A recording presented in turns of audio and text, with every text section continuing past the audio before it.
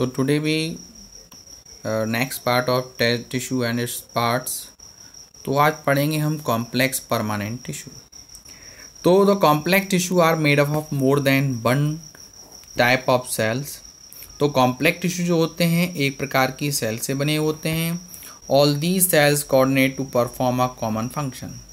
जितनी भी सेल्स होती हैं वो एक ही प्रकार के कार्य करती हैं। कॉमन फंक्शन मतलब एक ही प्रकार कार्य करती हैं। दे आर सब डिवाइडेड एज, इनको हम आगे डिवाइड करते हैं। जैसे हम समझ सकते हैं, इसको हम पहले डिवाइड किया जाइलम। तो जाइलम तो हम पहले भी पढ़ा चुके हैं, फोटोसिंथेसिस में बताया कि वाटर ऊपर ले आता है और फ्लोएम नीचे वर्क करता है, सामान जो बनता है उसको नीचे भेजता है। तो जाइलम की बात कर लेते हैं पहले।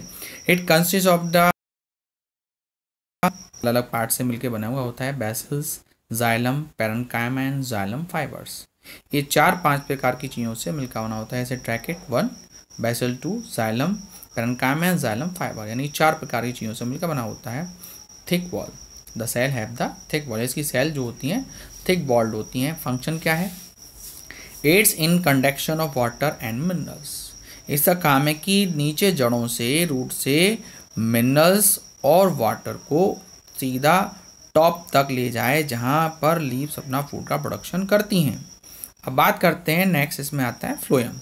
It consist of the sieve tubes, companion cell, phloem parenchyma and phloem fibre.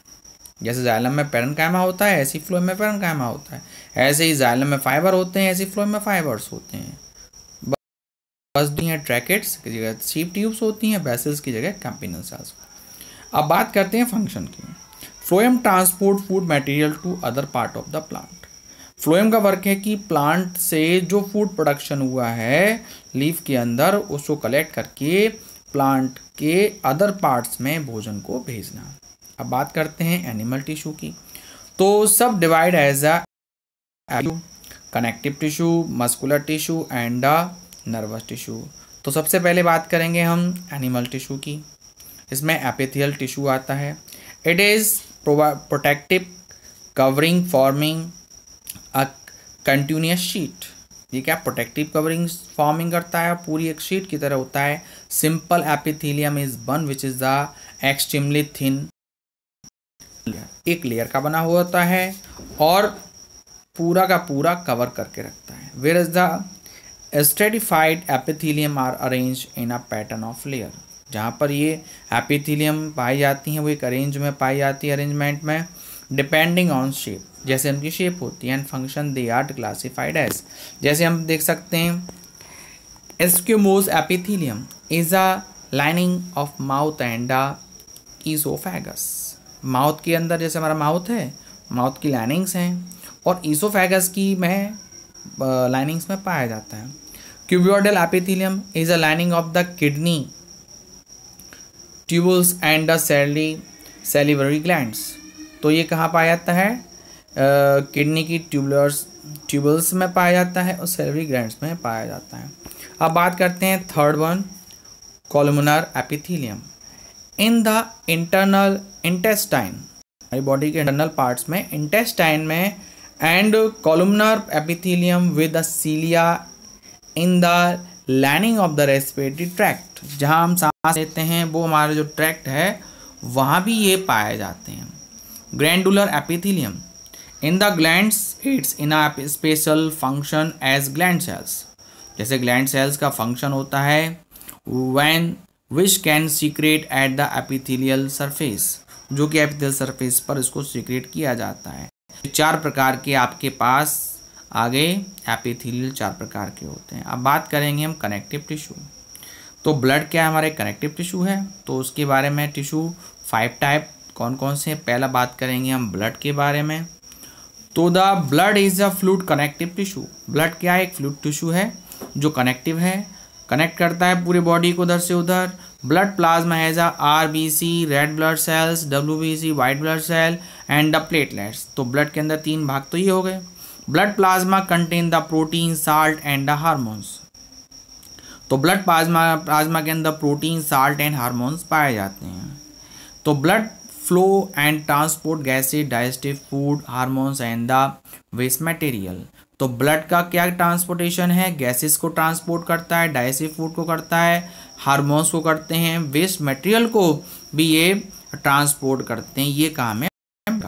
तो आपने सुना होगा कि जो प्लाज्मा है, प्लाज्मा के अंदर ये सारी सेल्स जो होती हैं, WBC, RBC, प्लेटलेट्स, ये उसके अंदर बंधी हुई अवस्था में रहती है, फ्लूइड के अंदर तैरती रहती हैं।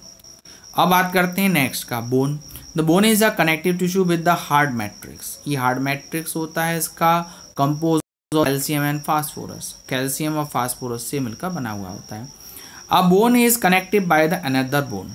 एक बोन जो है दूसरी बोन से जुड़ी हुई होती है विद अनदर कनेक्टिव टिश्यू। एक टिश्यू उनके बीच में लगा हुआ होता है, इससे दूसरी बोन से जुड़ी हुई होती है, कॉल्ड अ लिगामेंट। तो इनके बीच में जो जंक्शन होता है जहाँ पर बोन जुड़ी हुई होती हैं, उसको हम क्या कहते हैं, जंक्शन। और जो मटेरियल लगा होता है उसको हम लिगामेंट्स कहते हैं। A bone is a connect by the muscles with another connective tissue called the tendons. यदि मसल्स जुड़ती हैं बोन के द्वारा एक कनेक्टिव टिश्यू के द्वारा, तो उसको हम टेंडन्स कहते हैं। A bone is connect by the muscle. Bone जो मसल्स के द्वारा जुड़ी हुई होती है एक दूसरे से, अनदर कनेक्टिव टिश्यू, उसको हम टेंडन्स कहते हैं। बोन से बोन लिगामेंट और बोन से मसल्स टेंडन्स। बात करते हैं कार्टिलेज की। The cartilage is a connective tissue with the solid matrix composed of protein and sugar. Cartilage भी क्या है, कनेक्टिव टिश्यू है, जो किसका बना हुआ होता है, प्रोटीन और शुगर का बना होता है। It supports internal organ and aids in repair to tissue of tissue. इसका सपोर्ट इंटरनल ऑर्गन्स के लिए होता है और ये रिपेयर करता है अंदर के इंटरनल टिश्यूज को। एडिपोज कनेक्टिव टिश्यू, अब ये फिफ्थ वन है। It is filled with the fat globules. Fat globules के द्वारा भरा हुआ होता है for the storage of fat. यहाँ पर फैट जो हम खाते हैं उसका स्टोरेज यहाँ हो जाता है। It acts as a insulator. इसका काम है कि इंसुलेटर की तरह वर्क करना। अब बात करते हैं मस्कुलर टिश्यूज की। तो they have the special contractile protein responsible for the movement. There are types, 3 types as